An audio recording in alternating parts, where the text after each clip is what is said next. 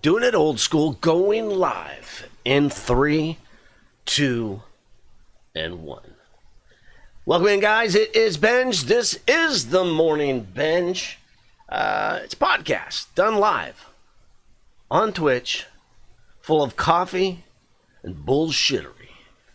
The Mourning Benj features news of the strange, the mysterious, and the stupid, and I am your host, Benji Wright. Welcome in, welcome in, welcome in. If you're watching this on any other forum but Twitch, this is a bi-weekly podcast that we do live on Twitch on the FKC Show channel.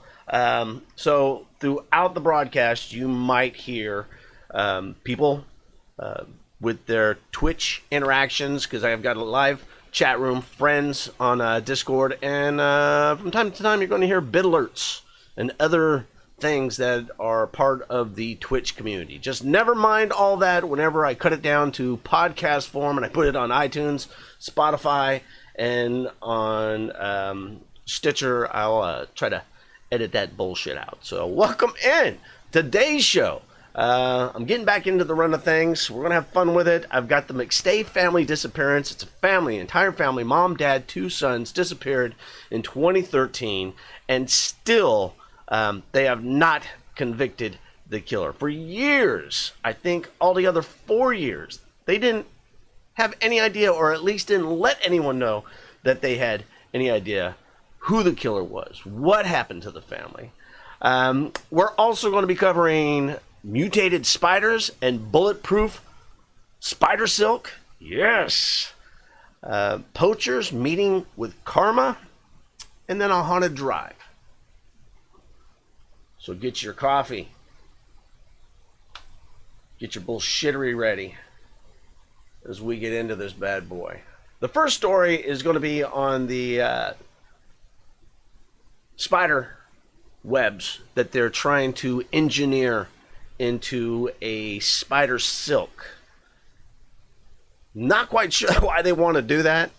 According to the headline, it's to make bulletproof spider silk. I didn't know that that was an option of armament. I would rather stay with steel than I would with spider silk. I know that bullets bounce off of steel. Spider-Man is just a comic book. I don't want to trust my livelihood and be the first dude out there with a spider silk body armor suit and it'd be like, ooh, shit. Yeah, we need to go back to the drawing table on that one. But scientists say that they figured out how to genetically alter bacteria to churn out super strong spider silk. So the next thing you know, where are we at? We now have an intern that's working on this gene hacking program, helping out in the lab, who's going to get bit by one of these spiders, and then we will have a real life superhero of our own. That would be pretty awesome. That would be pretty awesome. So for pound, spider silk is much stronger than steel. But farming the spiders is incredibly inefficient. I don't know if you've ever tried to milk a spider. Their nipples are just so tiny. So tiny. I'm pretty sure anybody that knows about how spiders spin silk know it doesn't come from a spider's nipple. But for those that were playing along, thank you for that. So finding a way to mass produce the material to lead to the manufacturing of a super strong fabric, and maybe even a next generation armor or spacesuit, I can see why it's important to try to break this level of science discovery. So the biggest problem with farming spiders is not only milking their tiny nipples, but also when you get a bunch of spiders together, they tend to eat each other. So now you need to come up with a new idea of harvesting the silk. And their idea is editing the gene for spider silk production into a bacteria. So in essence, they're going to not have the spiders make the silk, but they're going to grow the silk themselves. So in nature, there are a lot of protein-based materials that have amazing mechanical properties but the supply of these materials is very often limited. This according to the lead researcher, Zhouhong Zhang from Washington University in St. Louis. Fucking love that name. Dude is either going to be a scientist or lead guitarist for some killer-ass fucking Norwegian black metal band. My lab is interested in engineering microbes so that we can not only produce these materials, but make them even better. To get around those limitations, the scientists, they've chopped up the spider silk gene into smaller pieces and then reassembled them. And once they've been integrated into the bacterial genome, not to be confused with garden gnomes, the genome, with their new methodology, these scientists have managed to manufacture 2 grams of spider silk, just as strong as the silk that actually comes from spiders themselves. So that's not a lot of spider silk. 2 grams. Basically, if you get pulled over for having 2 grams of spider silk, you're not going to jail for that. As we measure it out, I know everybody's like, oh, okay, I know how much weed that is. But all the same, they've been able to produce 2 grams of a bacterial spider silk, which is pretty impressive, from a bacteria. That's crazy. It's kind of like, though, that they've been working on, instead of harvesting from organ donors, what's up, Ice? What they've been able to do is like livers and kidneys and everything. They've been experimenting with growing those from a petri dish. That way, what they're able to do is that person that needs the kidney or the liver or something like that, they're, instead of having to take anti-rejection medication for the rest of their life, if they use their DNA to grow that liver or to grow that kidney, they just put it in that person as if it was their original kidney. So I like that it's already old news in the farming communities, but now engineering, spider silk for armament and for spacesuits, I think that's pretty cool. So our next story that we have is just, I love it. It is a story of karma. We've got a Rhino Poacher that got a first-hand view of what the fuck karma is all about. Authorities found only a skull and the pants of a suspected Rhino Poacher who was killed by an elephant and then eaten by lions in Kruger National Park in South Africa. The incident happened when the group of 4 entered to the park to target rhinos. An elephant suddenly attacked one of the poachers, killing him. Fuck that! The rest of the accomplices claimed to have carried his body to the road so that passerbys could find it in the morning, and then they booked ass out of the park. Yeah, that's a rough one when you and your 3 buddies are like, yeah, we're going to go play cards, hon. And then fucking you die. I'm pretty certain the other 3 aren't going to come knocking on the door to explain to your wife, yeah, we weren't playing poker. So as family, you got to know, it's like, what the fuck? And so they set out a party to recover the body, which include people from, their village, rangers from the national park and police. They did both ground and air coverage, but failed to find anything. After a couple of days, park rangers and police discovered what was left of him. Apparently what had happened is a pride of lions found him on the side of the road and devoured the rest of him, drug him off, ripped him apart, leaving only his skull and his pants. I'm thinking that if he was attacked by an elephant, almost immediately he shit those pants. And so now when the lions, not to be one to pass up an easy meal, found this dead body, when it came to the pants region, they're like, I'm good. We're going to eat around that. It's kind of like vegetables on your plate. You'll just eat around all the peas. It's kind of like him shitting his pants. Glenn Phillips, the managing executive of the Kroger National Park, extended his condolences to the man's family, but stated entering Kroger National Park illegally and on foot is not wise.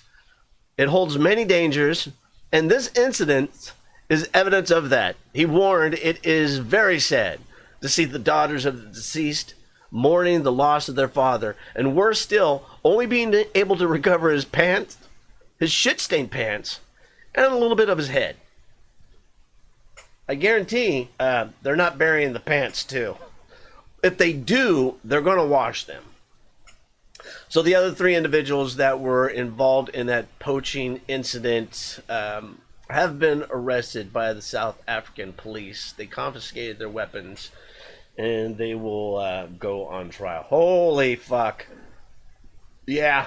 I wouldn't even be fucking with a rhino. You see the size of those things? They're fucking huge. And why are people still buying rhino horns? Where do you ship that off at? I'm guaranteeing I can get on Craigslist and I'm not going to find a rhino horn. Our next story we got is of a unexplained ghost sighting off a haunted road. And this article was written by Jocelyn LeBlanc on March 29th of this year. So here's the scene. Imagine like it's something right out of a horror movie. A Friday night drive down a dirt road surrounded by fog. You got a young couple. Don't know what they're doing out there. But they witness something terrifying on the side of the road. So we got a Nova Scotian couple driving down a rural road. Brianna McRae and her boyfriend Mike. Nothing out of the ordinary. Just a young couple. I imagine looking for a place to bonch in the woods. We've all done that, right? We've all done that. Almighty Alex, how are you doing? Welcome, kids, to the what? I don't know what that spelling is. The Tourtot, the museum. This is our oldest object we have. It's the FKC. Some said it's more than a couple hundred years old. Easy. Don't touch the display, children. Welcome in, by the way, you asshole. So anyhow, back to this couple who's on a dirt road, I imagine trying to find a pull-off to just rub out a quickie, a little round of hot monkey love, but instead what they found was something that terrified them on the side of the road. So Brianna wrote on her Facebook page, "We had a bad feeling. Before we even saw anything, I was already starting to tear up before we seen this specter. As they were driving, they noticed something glowing in the distance. A bright, glowing figure in the shape of a person standing by the side of the fucking road. Just out of the woods. There weren't any houses around. So what they saw didn't make any sense at all. But what happened next is what really freaked their shit out. After seeing this glowing apparition, the battery of their Sea-Doo, which happened to be in the back of the truck, suddenly began to spark. Sparks flying from the battery everywhere, all over the truck bed, out of the truck bed, worried that the sparks might catch something on fire. Mike, the boyfriend, he stopped the truck, removed the battery, and that's when the sparking stopped. Now, some people might say that ghosts feed off of energy, so it could be possible that the ghost was stealing energy from the battery in order to show itself. Shaken from the event, Brianna posted again, "Obviously, we were both still upset, but we felt safe again when we left that road. I will never take that route ever again, even though I've driven that 1,000 times." Is it a ghost sighting? It's hard for us to say because we're just reading this article, right? I can try to explain the battery in itself. Outside of a supernatural explanation. So batteries, when they get low, can do freaky stuff to any car, any Sea-Doo, a boat, a camper, you'll notice that as a battery drains, sometimes you'll have gauges that'll flicker, lights will flicker on and off, and using that theory, a Sea-Doo, I'm not familiar with Sea-Doos, but I know that boats have running lights, and those running lights are different colors. They got a red, white, and orange. I do believe that maybe that orange light flickered and reflected off something that was along the roadway that both or one saw, freaked out, and by the order of mass hysteria, one of them's freaking out, the other would naturally freak out. And you're not going to doubt them because, that is what they see or they have perceived to see. There was a guy in Montana that he cut out of plywood a giant Bigfoot silhouette, and he put it off the highway in the woods, but in the place of the eyes, he'd put those orange reflectors in there and just freaked the shit out of a ton of people. There was like 50 reports of a Bigfoot sighting off the highway. That could have been something that happened here. Not to dismiss what they are saying that it was a ghost, because I do believe in ghosts, but then there's other things that I don't believe in. At the same time, if I see something, I am going to want to prove that that's exactly what I saw, or disprove maybe I saw something else, because you're naturally, when you share that story, people are going to say, like we are, what the fuck? But this area of Nova Scotia, there is a lot of paranormal activity, and we covered one of these on a past podcast. I don't know if you guys remember the story of the Cavanaugh Mill, the young girl that was the fire starter, just like the Stephen King book. It was January 1922 that her family was displaced, I think for economic reasons, and they moved in with friends. And in that summer, there was a ton of fires that happened on the farm.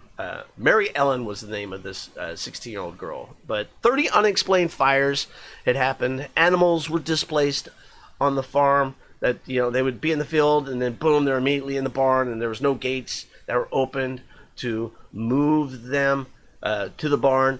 Dishes were moved from the kitchen. They had one report that they had just washed the dishes and just put them in the cupboard and walked out of the room, and then they heard the rattling of the dishes, and they ran back in the room, and all the dishes were on the kitchen table. Now, they said that there was no one to move the dishes, and the amount of time that it took for the dishes to move the kitchen table, it was immediate. So nobody could have done that without being caught.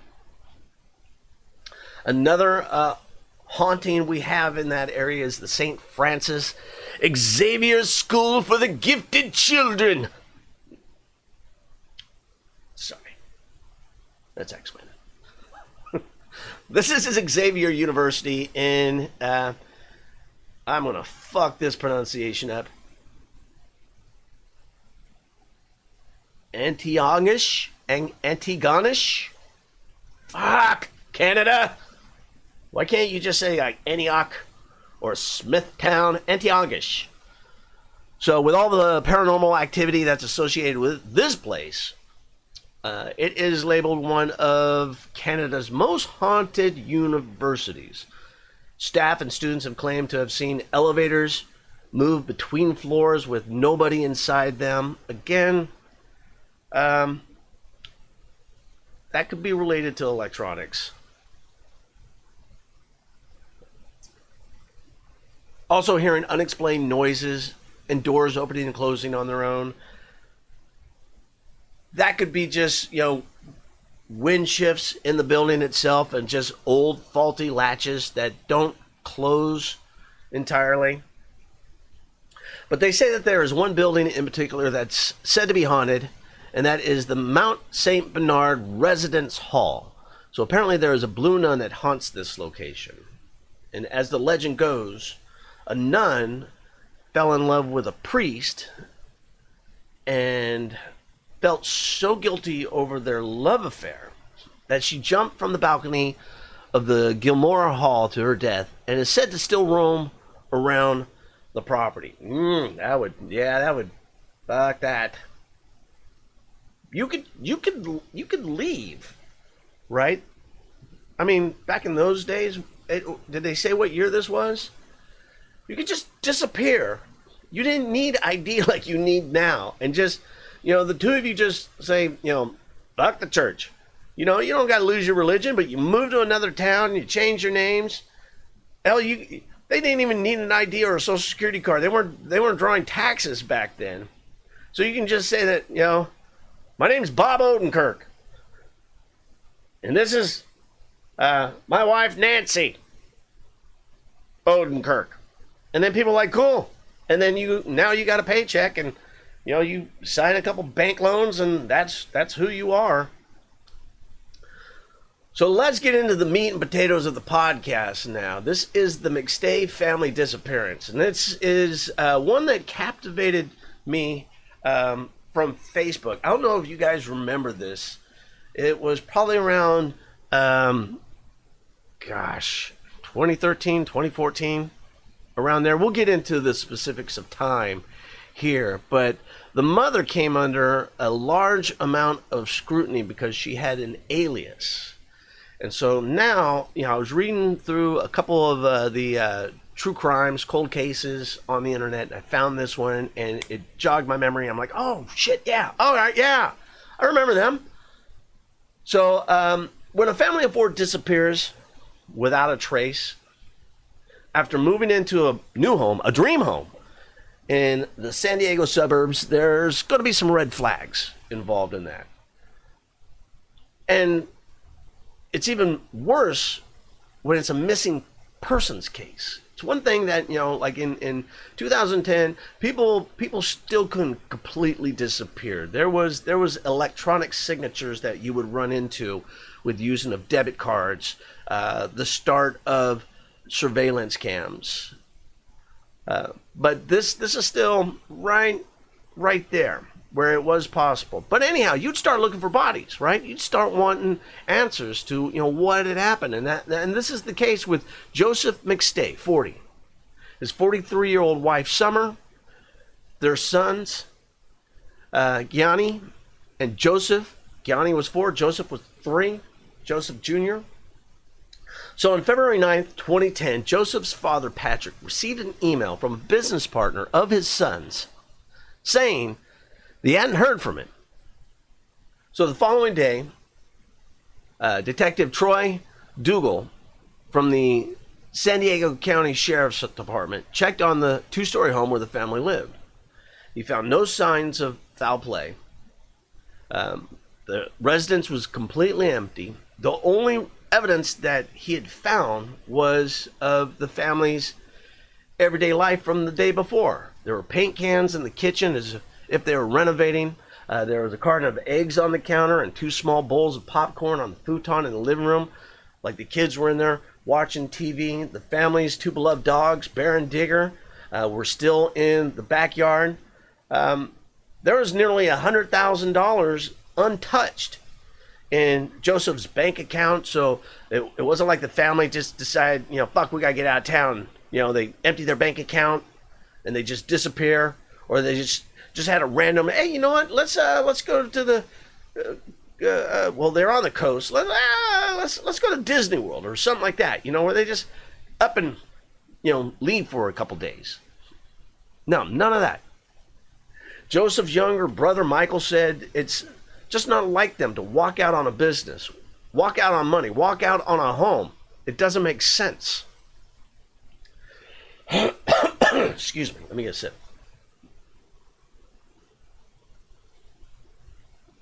There we go. So Lieutenant Dennis Brugo from the San Diego Sheriff's Office told People magazine in 2011, when you have people drop out of society, it's usually for a reason. They're having money problems, personal problems, family life is falling apart. In this case, it looks like they were planning for a future. Everything was good. The family life was great. The business was making money. It was growing. 3 years went by with limited evidence. No idea where the family was. Then on November 2013, a motorcyclist riding through the desert above Victorville, California, came across a weathered skull and immediately called the police. That discovery led to two shallow graves containing the remains of Joseph, Summer, and their 2 sons. The autopsy revealed all 4 victims died from blunt force trauma to their head from a sledgehammer that had also been buried with the family. Worse, investigators believe that the mom, Summer, was raped at the time, as her pants were in the grave near her head and her panties were still in the pants as if they were pulled off together. There were also incisions in her bra that led investigators to believe that it was cut off. So now let's back up and get how crazy this investigation had got before they had discovered the bodies. So the circumstance surrounding the family's disappearance and the lack of clues about their whereabouts, it triggered a lot of speculation by, amateur sleuths. Because again, this is when did the internet start? But this is when it was really getting really busy. Facebook, stuff like this. I think this was the first part of where public information was being put on the internet, and people could research different articles about this family and about this case. One of them happened to be radio host Rick Baker, and he even published a book on it called No Goodbyes: The Mysterious Disappearance of the McStay Family. Now, Baker began following the case in 2013 after interviewing Joseph's brother Michael on his program. He conducted dozens of interviews on the case, traveling to Belize, Mexico, to Haiti, to the Dominican. He followed leads and reported sightings of the family. In the book, he speculated that Summer McStay might have committed the murders, that she had killed her husband and the kids. And then the bodies were found, and that kind of fucked up that idea. And for everyone that bought this book before November 2013, he did offer a refund, but how many people took him up on that refund? So after their disappearance, it was speculated that the McStays left voluntarily, since investigators, they found nothing in the home that showed that they had left in a rush. They did a search of the family's computers for what documents do children need to travel to Mexico, and Spanish language lessons. That was in the search history. So I can imagine, too, why the amateur sleuths would be like, all right, Mama did it. Because their car was found also so close to the Mexican border, police reviewed surveillance footage of the pedestrian gate into Mexico to see if maybe they could see the family that they had driven down and then walked across, because it's easier to do that and disappear than, because somebody's going to write the license plate down, and that'll be a tracker. Video recordings on the evening of February 8th, released on March 5th, showed a family of 4 who resembled the McStays crossing the border into Mexico. On February 19, 2010, California police notified Interpol to be on the lookout for the family. In April 2013, the San Diego Sheriff's Department announced that it believed that the McStays traveled to Mexico voluntarily. Unconfirmed sightings of the families were reported in Mexico and elsewhere, which perpetuated the hopes that they were well, healthy, but still gave no answers of why they would just pick up and disappear so quickly. Relatives of the McStays doubted that they would travel to Mexico, saying that Joseph and Summer avoided the country because of the safety threats that were posed by, the drug wars. that have been going on in Mexico for God knows how long. Other critics of the theory noted that the McStays had more than $100,000 in the bank. So why would you go to Mexico and leave that money? Why wouldn't you take that money? Because you're going to need that to resettle, right? Or just if you didn't even want to settle, if you're on the run, you're going to need that money to maintain that run, right? Why didn't they withdraw that money in preparations for their trip? But again, the accounts were untouched. Summer's sister said that Summer's passport was also expired, so they couldn't have walked into Mexico, which I'm going to argue you can walk into Mexico. You can't walk back from Mexico. So you don't need a passport to get into Mexico. And what was so confusing about this case is that there was no clear direction for investigators to follow. You know, there's no family trouble. There's no trouble at work. There's no exes. There wasn't much to go on, right? So let's take a look at the family. One of the more troubling questions is around Summer, the wife. Why was she born Virginia Lisa? Was it Hernanda?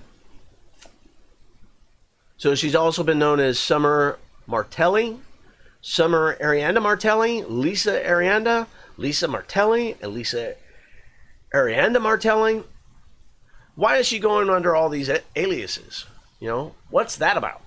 In an early video interview, her mother confirmed that Martelli was the surname of Summer's stepfather, but it was later alleged to have been invented by Summer. In 2010, Valley News wrote that the sheriff's lieutenant, Dennis Brugos, confirmed that Summer McStay had used the various names, including her stepfather's last name of Martelli, although she was never adopted by him. She took 10 years off of her age also. There's no confirmation that she used the alternative birth date on any legal documents, but she put that like on Facebook, other things like that. Or when people would ask her age, that she would shave that off. Family members insisted that the name change was only a facade of Summer's mental illness. So there you go. There's why she's suspected, because she's a little bit odd. She's not normal. People don't, unless you have a criminal background, why do you have 7 different aliases? Well, it could be too that maybe in the past that the police didn't find it, that maybe she did have an ex that was trying to track her down, and so, you know, she would use these names to keep, you know, to make it harder for him to find her. Another direction that investigators and the public also focused on was the McStay's business. So their business partner, Chase Merritt, who was the last known person to have had contact with Joseph McStay, and was the first to notice his disappearance. According to state records, Merritt had felony convictions for burglary and receiving stolen property. His most recent felony conviction was in 2001 and was for the theft of $32,000 of welding and drilling equipment from the San Gabriel Valley Ornamental Iron Works in Monrovia, California. So in 2013, Merritt acknowledged that he had spent more than an hour with Joseph McStay the day the McStay family went missing. Merritt, who reportedly was the last person McStay called from his cell phone, also said they had passed a polygraph exam and did not know anything that could help solve the mystery of the family's disappearance. There we go. So in January of 2014, Merritt said that he might write a book about the family, alleging that Summer had anger issues and that Joseph had been ill for some time with some kind of mysterious ailment, that maybe they went to Mexico, because they were self-employed, that maybe they didn't have medical coverage and they had to go to Mexico for that. I would doubt that. You got kids, you're going to have medical coverage. Joseph McStay's family confirmed that Joseph had an unexplained illness and that Summer was possessive of her husband, but they called Merritt's suggestion that she was responsible for his illness unfounded. Joseph's father, Patrick, said, "I truly believe that she loved my son." So maybe he was insinuating that she poisoned Joseph, the dad. In 2013, local news reported that the McStay family had called Summer's ex-boyfriend, Vic W.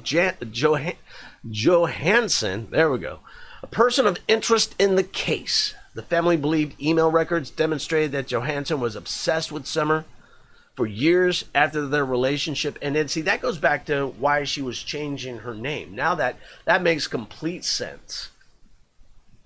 That he'd been obsessed with her for years after their relationship had ended, that the McStays noted his criminal history, violent threats, felony vandalism, disturbing the peace, interfering with a business and the residence of a police officer. Holy shit, that guy, it's one thing to be fucking with the normal people, it's another thing to go fucking with the police.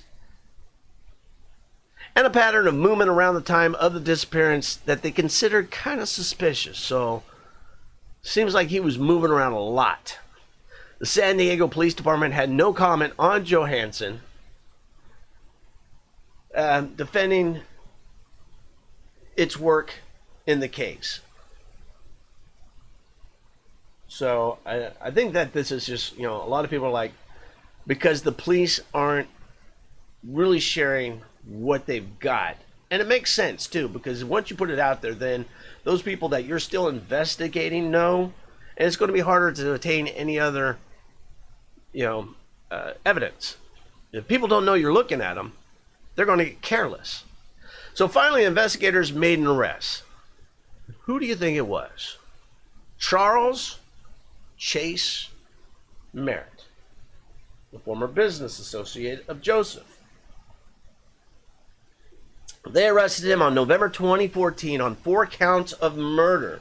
During a preliminary hearing in June 2015, detectives testified that Joseph's body was found with a white extension cord wrapped around his neck. Summer's skull was fractured, and one of her son's head was bludgeoned several times.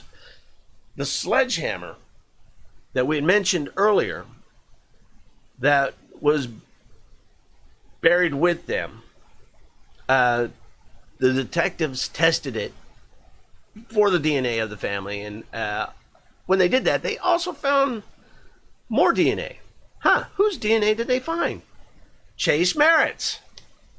Additionally, they found his DNA on the steering wheel of the McStay's white Isuzu Trooper that was found at the Mexican border.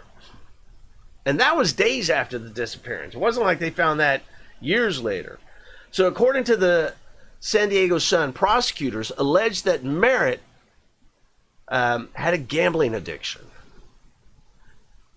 and had committed the crime for financial gain and had written checks from the business checking account to the total of $21,858. So as of December 2018, Merritt's attorneys argued that a business associate of the victim, Joseph McStay, Daniel Cavanaugh, threatened the McStays and his family in an online exchange in January of 2009 after their relationship soured. Additionally, the attorney said that Cavanaugh told another man in November 2013 that he knows how to make people disappear and that they're going to find his bones in the desert. So that's the threat that he made to another guy. Yeah, that's gonna draw an investigator's attention to you. Cavanaugh's comments in 2013 occurred 10 days after the graves were found. Did he know that they were found in the desert? You know, was he just trying to be braggadocious, sound like a badass? Or is he just a fucking idiot? I'm thinking maybe a little bit of all of that. The online instant message exchange between the two guys revealed that McStay had offered to buy Cavanaugh out of the business. Cavanaugh was not pleased, threatening to destroy McStay's business if his demands weren't met. McStay, worried about this exchange, saved the email chain to his computer in January of 2009. So on November 23rd, 2013, after the McStay's remains were discovered, Cavanaugh got into a heated exchange with another man he was doing business with in San Diego County. Cavanaugh agreed to design a website for a man's business in exchange for him building Cavanaugh an aquarium. But Cavanaugh, according to the motion, never got the aquarium. So he went to the man's business, told him that he'd been done dirty, that he knows how to make people disappear, and if anything happens again, they're going to find this man's dead bones in the desert. I like that he threw in their dead bones. It's like, I'm not going to put you all out there all at one time. I think I'll just, sever a limb and bury that to make you worry and wonder when I'm coming back. Just spreading them out. So the man reported the threats to his neighbor, a San Diego County sheriff deputy, and of course you gotta know a police report was filed. So here we got Daniel Cavanaugh just spouting stupid shit, sounding very suspicious, saying he's going to kill somebody in the same manner that the McStay family was killed and buried in the same location. So, of course, he comes under investigation. Prosecutors argued that the evidence serves merely to confuse and to convolute and was based on speculation and innuendo. Furthermore, the prosecution argued that much of the defense's evidence on Cavanaugh post-dates the commission of the crimes by years. So, yeah, just some dude being a fucking idiot. Judge Michael A. Smith cited that the prosecution concluding the evidence was speculative. So Smith, however, did allow the defense to introduce DNA found at the McStay's gravesite, which was on Summer McStay's bra, and on other items there was two graves. So DNA from both of the graves. That in these DNA, all right, they found DNA on the mallet, but there was no other DNA on anything else that matched Merritt. So, and they also tested Cavanaugh, and there was absolutely no DNA matches for Cavanaugh. So we have two DNA matches. That's on the mallet and on the steering wheel. The mallet, you could say, well, they were business partners, that he'd used that in some other working capacity, and so that's why his DNA would be on that. But why would the DNA be on the Subaru? Not Subaru, but the Trooper. Why he would have no business driving the wife's car. So Merritt's defense team also was allowed to present evidence showing that Cavanaugh transferred nearly $13,000 from Joseph McStay's PayPal account to his personal PayPal account within 3 weeks of the McStay's disappearance. Some of that money was sent to Merritt to purchase materials to complete existing orders for the McStay's business. So that's not suspicious, because it wasn't like, all right, it was put in his personal account and then used to go to Hawaii or anything. No, he then moved that money to Merritt, who was the only surviving business partner, to continue the contracts that the business had. Prosecutor Melissa Rodriguez argued that there was no evidence to link Cavanaugh to the killings and that he was in Hawaii at the time of the family's disappearance, and that he had called police on February 10th, 2010 to ask for a welfare check on the McStay's family. So, regardless of the evidence presented by the defense, it does not rule out Merritt as a viable suspect in this case. And Merritt, who pled not guilty to the 4 counts of murder, he is eligible for the death penalty should he be convicted. But I don't know if you've been paying attention to what is going on down in California. Yeah, the people voted that, yeah, we want a death penalty. The governor that they have, who said that he would honor the people's choice on the matter, whatever they voted to do, after they voted that we want to keep the death penalty, said, nah, fuck that, we're getting rid of the death penalty. So he'll get life if he does get convicted of that. So after 2 months of trial, there was still no other growth of evidence other than that DNA and the $21,000 that disappeared, that he cashed. But still, that's not a lot of money. You know, if there was $100,000, he would have took that. $21,000 still sounds like business operation, you know? Or even even if he did have a gambling situation and needed to pay off somebody so that, you know, to avoid broken legs himself, Joseph isn't there to argue. It still doesn't mean that he killed them. So currently, the trial has rested. It started its opening statements in January of this year, January 7th. Prosecutors tried to show the jurors that Merritt killed the family in their home. I don't know what evidence that they have because it wasn't in any of the articles that I was reading. In their Fallbrook home in northern San Diego County, and buried them near the high desert town of Victorville in San Bernardino County. Last I heard, and the last thing on the internet, because I even got on right before we started this podcast, is that they prosecution rested on March 4th, and there is no new news. What does that mean? So it's like, why? Well, we have to gather more evidence. You know, why is it taking this long for a family that was killed in 2010? It's 2019 now.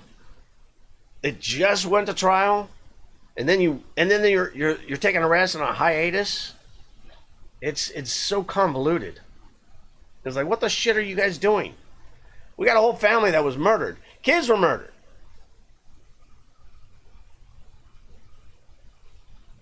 Is, you know, what is the I don't know. I need to look this up, but I would think that county prosecutors are elected positions. I would be worried about my position as a voting group, public. If I was a resident of San Diego, you know, hearing how they fucked this case up, I would be worried about what if this happened to my family. I would not have any confidence in the police and the prosecutors to be able to bring justice, to be able to bring a sense of assuredness and safety that this doesn't happen in our community. But I'm not in that area. I'm here in Eugene, Oregon. So, but that is going to wrap up the Mourning Benj. Thank you guys for tuning in. It's good to be back in the production of the podcast itself. If you've enjoyed the podcast, if you're watching it live here on Twitch, give me a follow. This is a bi-weekly podcast that we do outside of the normal gaming. This is coffee and bullshittery. The rest of the time, it's bourbon and bullshittery. If you're listening to this by one of your podcast providers, give it a like. You know, if it's Spotify, if it's Stitcher, if it's iTunes, it's not for my personal vanity. I don't go in and be like, yeah, I got another follower, thank you. No, it's they all have weird algorithms that they won't promote anything unless there are likes to push it up the promotional scale of podcasts Also, you can do it the old-fashioned way if you don't know how to do that. Just tell a friend, you know. Heard this crazy old fucker on this weird-ass Mourning Benj Vodcast, coffee and bullshittery, but it was pretty entertaining. Yeah, share that. You can find me on Twitch, Twitter, Instagram at either Benji Wright, The Mourning Benj, or on the FKC show. The best way to contact or interact with me is going to be on Discord at the FKC show, and on Gmail at the FKCshow.com. Mourning Benj is not spelt like the morning, as you can see if you're watching this on YouTube, but morning as in to mourn. A play on words. I do like that. So appreciate your guys' time. If you have a story that you'd like for me to cover, or if you want to help throw a couple articles my way, and be one of the kind of by proxy intern producers of the show, I would gladly like to have that. So reach out and give me a touch on the World Wide Web. Until the next time, you fuckers be good. Take care.